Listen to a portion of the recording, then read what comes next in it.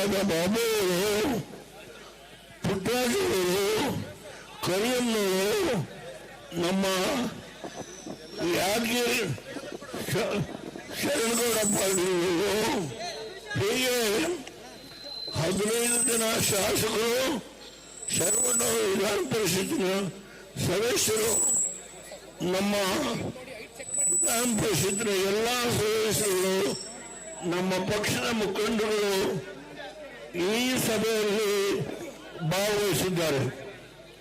ನಾನು ಅವರೆಲ್ಲರಿಗೂ ಅಭಿನಂದಿಸ್ತೇನೆ.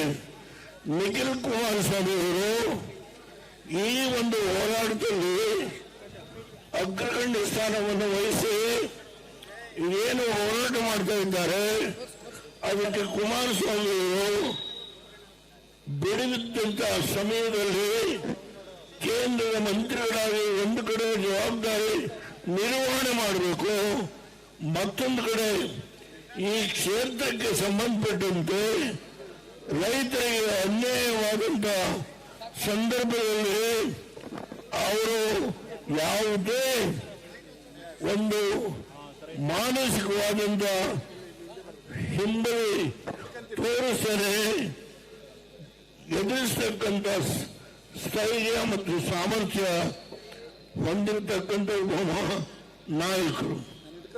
ಈ ಸಂದರ್ಭದಲ್ಲಿ ಭಾರತೀಯ ಜನತಾ ಪಾರ್ಟಿಯ ಕೆಲವು ಮುಖಂಡರು ಕೂಡ ನಿನ್ನೆ ನಮ್ಮ ವಿರೋಧಿ ಪಕ್ಷದ ನಾಯಕರಾದ ಅಶೋಕ್ ಅವರು ಕೂಡ ಬಂದು ಹೋಗಿದ್ದಾರೆ. ನಾನು ಅದನ್ನು ಸ್ಮರಿಸಿಕೊಳ್ತೇನೆ. ಈ ಸಂದರ್ಭದಲ್ಲಿ ದಯಮಾಡಿ ನಿರ್ಧಾರವನ್ನು ಮಾಡಬೇಡಿ.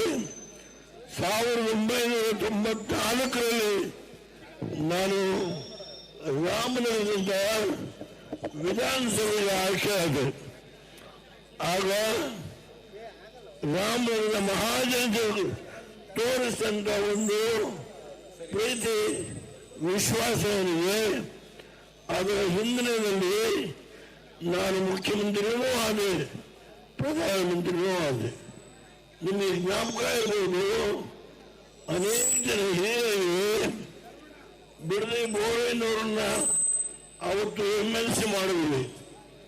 ಅಷ್ಟೇ ಅಲ್ಲ, ರೈಲ್ವೆ ರಿಕ್ರೂಟ್ಮೆಂಟ್ ಬೋರ್ಡ್ನ ಅಧ್ಯಕ್ಷರನ್ನು ರಾಮನಗರದ ಒಬ್ಬ ಮುಖಂಡರಿಗೆ ನಾನೇ ಅವತ್ತು ನೇಮಕ ಮಾಡಿದೆ. ಈ ಹಳೆಯ ವಿಷಯಗಳನ್ನ ನಾನು ನೆನೆಸ್ಕೊಳ್ತೇನೆ. ಇವತ್ತು ಮುಖ್ಯಮಂತ್ರಿ ಒಕ್ಕಲಿಗ ಸಮಾಜಕ್ಕೆ ಸೇರಿದವರು, ಆದರೆ ದೇವೇಗೌಡರು, ಕುಮಾರಸ್ವಾಮಿಯವರು, ನಿಖಿಲ್ ಕುಮಾರಸ್ವಾಮಿಯವರು ಒಕ್ಕಲಿಗರು ಬೇರೆಯವರು ಯಾರಾದರೂ ಆದ್ರೆ ಸಹಿಸೋದಿಲ್ಲ, ಈ ಆಪಾದನೆಯನ್ನು ಮಾಡ್ತಾರೆ. ನಾನು ದಯಮಾಡಿ ನಿಧಾನವಾಗಿ ಕೇಳಬೇಕು. ನಮಗೆ ಯಾರೇ ಮುಖ್ಯಮಂತ್ರಿಗಳಾದರೂ ಒಳ್ಳೆಯ ಕೆಲಸವನ್ನು ಮಾಡಿದ್ರೆ ಅವರಿಗೆ ನಾವು ಬೆಂಬಲಿಸ್ತೇವೆ. ಈಗ ಸಿದ್ದರಾಮಯ್ಯವರು 16 ಬಡ್ಜೆಟ್ ಅನ್ನ ಇಟ್ಟು ನಾವೇನು ಒಂದು ಮಾತಾಡಲಿಲ್ಲ, ನಾನು ಒಂದು ಮಾತನಾಡಿಲ್ಲ. 16 ಬಡ್ಜೆಟ್ ಅನ್ನು ಇಟ್ಟು ನಾನೇನು ಮಾತನಾಡಿಲ್ಲ. ಇಂದು ಕೇವಲ 60 ದಿನ ಆಗಿದೆ.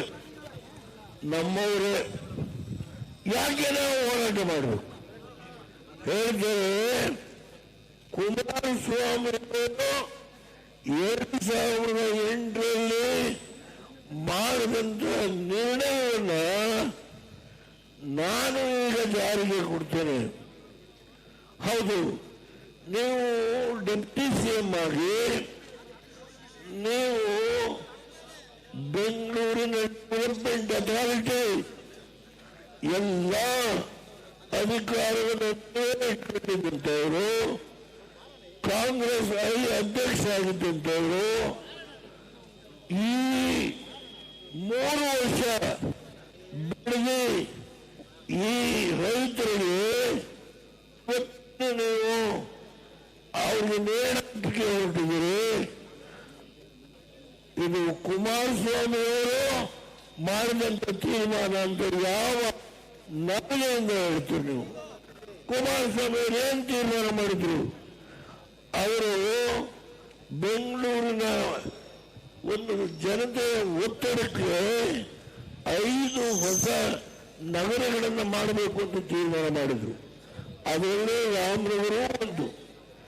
ನಾನು ಮುಖ್ಯಮಂತ್ರಿ ಆಗಿದ್ದಾಗ ಬೆಂಗಳೂರು ಮೈಸೂರು ಇನ್ಫ್ರಾಸ್ಟ್ರಕ್ಚರ್ ಕಾರಿಡಾರ್ ಏನು ಒಂದು ಯೋಜನೆಯನ್ನು ತೀರ್ಮಾನ ಮಾಡಿದೆ, ಅದರಲ್ಲಿ ರಾಮನಗರವೂ ಸೇರಿತ್ತು, ಬಿಡದಿನೂ ಸೇರಿತ್ತು.